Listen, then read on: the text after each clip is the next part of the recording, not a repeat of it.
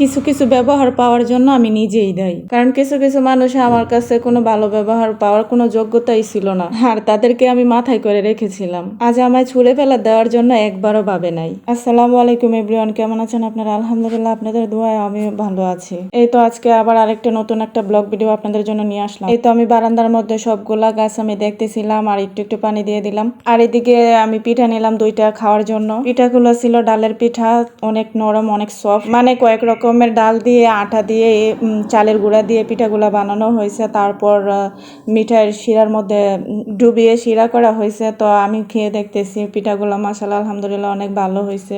বাহিরের মানে দোকানের খাবারের চেয়ে কিন্তু আপনি ঘরে বানিয়ে যদি কোনো কিছু খান তাইলে কিন্তু অনেকটাই ভালো লাগে, কেননা নিজের হাতে বানানো, তাহলে কিন্তু এই ব্যাপারটা অনেকটাই ভালো লাগে। আর পিঠাগুলো কিন্তু অনেকটাই মজা ছিল।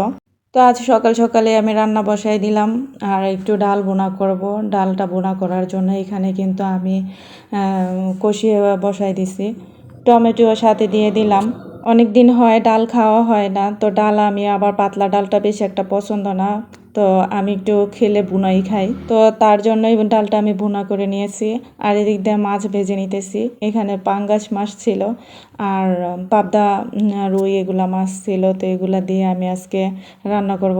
আমি শুনেছি মানুষের সাথে যার সাথে যেরকম ব্যবহার করে আচরণ করে সেরকমই নাকি মানুষ ব্যবহারের আচরণ পায়, কিন্তু আমি দেখতেছি এটা উল্টো। আমার লাইফে আমি যাদের সাথে ভালো ব্যবহার করেছি, ভালো আচরণ করেছি, আমি তাদের থেকে কিন্তু বাসটা পেয়েছি, তাও অনেক ভালো করে, যেটাকে কিনা বলে বিশ্বাসের উপরে বিশ্বাসের খেয়ানত। আর যে মানুষের সাথে আমি মন খুলে একটু ভালোভাবে থাকার বা চলার চেষ্টা করি, সেই মানুষই কিন্তু আমাকে, তো তারা কিন্তু কষ্ট দিয়েছে আমাকে প্রতিনিয়ত, তারপরেও আমার শিক্ষা হয়নি। কেউ যদি আমার সাথে একটু ভালো ব্যবহার করে, ভালোভাবে একটু কথা বলে, আমি কিন্তু আমার মন কিন্তু নরম হয়ে যায়, গলে যায় একদম বলতে গেলে। তো মাছগুলা কিন্তু আমি মূলা দিয়ে রান্না করব। মূলাগুলা কষিয়ে নিলাম ভালো করে, তো এই মূলা দিয়ে মাছগুলা রান্না করব।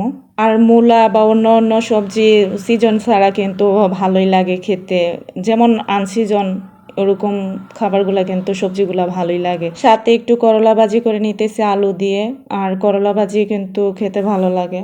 তো বলতে চাচ্ছিলাম যে ভিডিওটা বড় হয়ে যাচ্ছে, কথাগুলো শেষ করে দিই। এই সমাজের মধ্যে যে মানুষগুলা তাদের কুকর্মের জন্য তারা বুক ফুলিয়ে মুখ খুলিয়ে আমার দিকে তাকাতেই পারতো না, আজ তারাই কি সুন্দরভাবে দিনগুলা কাটাইতেছে। আর সেই অসৎ মানুষগুলাই কিন্তু আমাকে নিয়ে সমালোচনা করতেছে প্রতিনিয়ত।